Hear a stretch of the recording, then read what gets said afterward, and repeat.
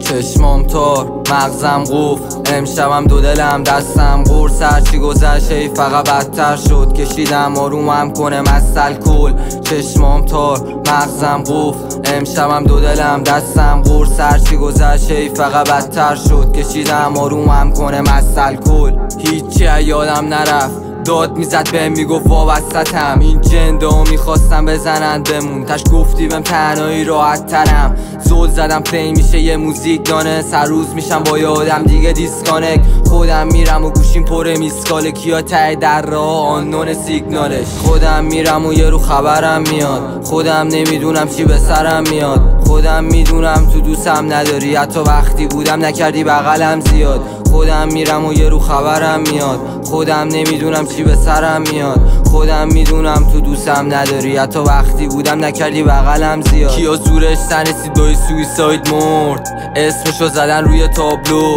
اون لحظه همه میگن رفیقش بودم چون میلیونی پلی دارم توی سانکلود با خودم میگم اگه برم مادرم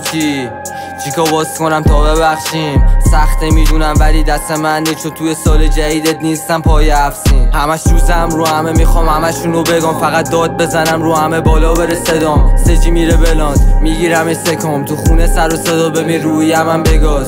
چشام تار هی میخورم تلو باز تو هم میندازی سنگ تو هی جلو پام فیسم سرد اشکام ریخت تو اتاق لوز دادی وقتی اسکینو شد جلو باز دو دلم پاپ کنم برم کما انقدر دور بشم تش نفهمم کجام دستام سرد و قلبم سر دو دلم شدم از درون منفجر دو دلم شدم از درون منفجر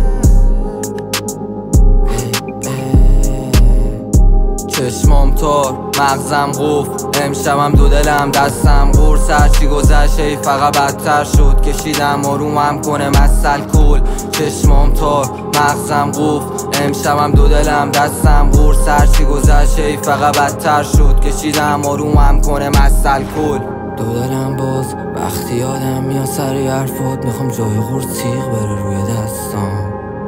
من با خودم تنهام